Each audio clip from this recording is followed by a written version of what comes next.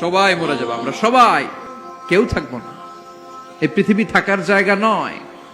কিয়ামতের সময় আল্লাহ তাআলা মালাকুল মাউতকে বলবেন, সবার রূহ কবজ করে ফেলো, সবার, কেউ থাকবে না, সবার রূহ কবজ হয়ে যাবে। আল্লাহ মালাকুল মাউতকে বলবেন, মালাকুল মাউত কি অবস্থা? বলবে সব শেষ। মাইয়াবকা, কে বাকি? মালাকুল মাউত বলবে জিনেরা বাকি, যাদেরকে দেখা যায় না। আল্লাহ বলবেন জিনদেরকেও শেষ করে ফেলো, রূহ কবজ করো। মালাকুল মাউত আজরাইল জিনদের রূহ কবজ করবে।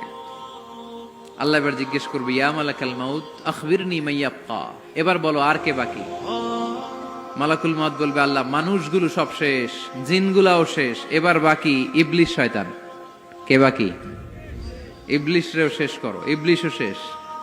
আল্লাহ আবার জিজ্ঞেস করবেন, ইয়া মালাকাল মাউতি মাইয়াবকা, আর কে বেঁচে আছে বলো। মালাকুল মাউত বলবে, আল্লাহ আপনার কথা অনুযায়ী পৃথিবীর সব মানুষের রূহ কবজ করলাম, সব জিনদের রূহ কবজ করলাম, ইবলিসের রূহ কবজ করলাম, এখন আছে শুধু ফেরেশতারা। আছে কারা? যাও ফেরেশতাদের রূহ কবজ করো, ফেরেশতাদের রূহ কবজ হয়ে যাবে। এবার আল্লাহ জিজ্ঞেস করবেন, ইয়া মালাকাল মাউত আখবিরনি মাইয়াবকা। মালাকুল মাউত বলবে, আল্লাহ আপনার কথা মতো ধরে ধরে সব শেষ, ফেরেশতাও শেষ, 4 জন ছাড়া। কয়জন ছাড়া? জোরে বলেন, কয়জন ছাড়া? ইসরাফিল, জিব্রাইল, মিকাইল, আজরাইল। আল্লাহ এই 4 জন আমরা বাকি। আল্লাহ বলবে, যাও ইযহাব ইনতালিক ইলা জিবরিল ওয়াকবাদ রূহা, জিব্রাইলের রূহ কবজ করো।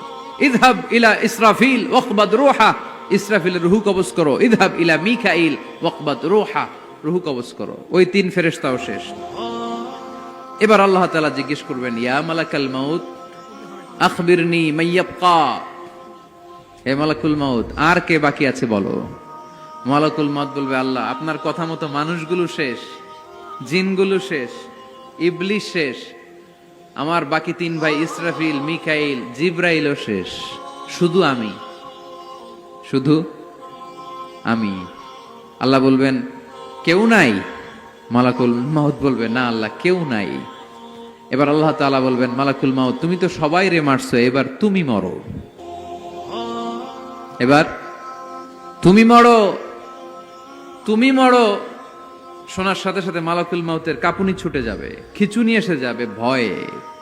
আল্লাহ বলবেন, কাঁপুনি দিয়ে তো লাভ নাই, কারণ কুল্লু নাফসিন যায়িকাতুল।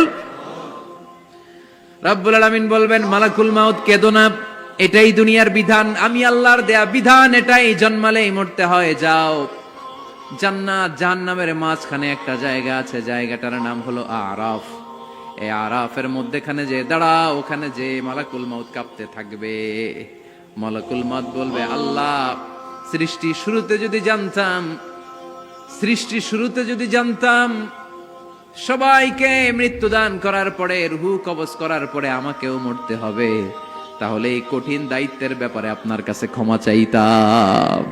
আজকে আমারও যে ভাগ্য বরণ করে নিতে হবে সৃষ্টির শুরুতে, আমি এটা কল্পনাই করতে পারি নাই।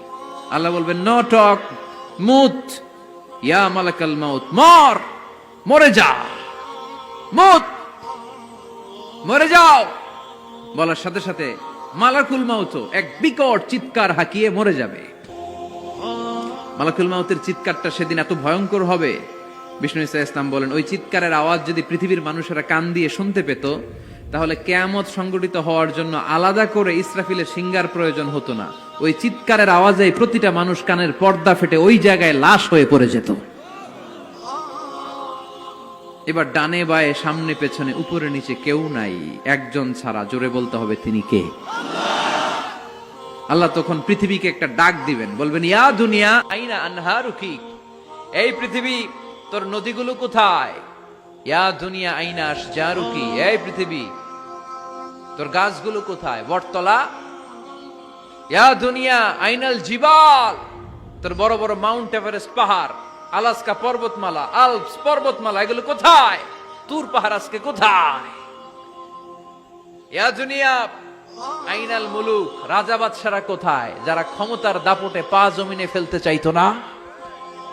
আইনাল জাবাবেরা, অত্যাচারী স্বৈর শাসকগুলো আজকে কোথায়? কোথায় আজকে? কোনো আওয়াজ নাই। আল্লাহ তখন হুঙ্কার দিয়ে বলবেন, লিমানিল মুলকুল ইয়াউম, who belongs the kingdom today? আল্লাহ চিৎকার দিয়ে বলবেন আজকে ক্ষমতা কার? আওয়াজ করে বলেন সেদিন ক্ষমতা কার? আল্লাহ সেদিন প্রশ্ন করে নিজেই নিজের প্রশ্নের উত্তর দিবেন, লিমানিল মুলকুল ইয়াউমা লিল্লাহিল ওয়াহিদিল কাহ্হার। সেদিন ক্ষমতা দুনিয়ার কোনো রাজার নাই, কোনো বাদশার নাই, কোনো স্বৈর শাসকের নাই, কোনো সুলতানের নাই, কারো নাই। সেদিন ক্ষমতা চলবে একজনের, তিনি কে? তার নাম হচ্ছে রহমান। তার নাম কি? আরো জোরে বলেন কি নাম? এজন্য রহমান কারে বলে আজকে চিনতে পারছেন? তার দয়ার শেষ আছে? তার ক্ষমতার কোনো কুল কিনারা আছে? তার ধন ভাণ্ডারে কোনো কমতি আছে?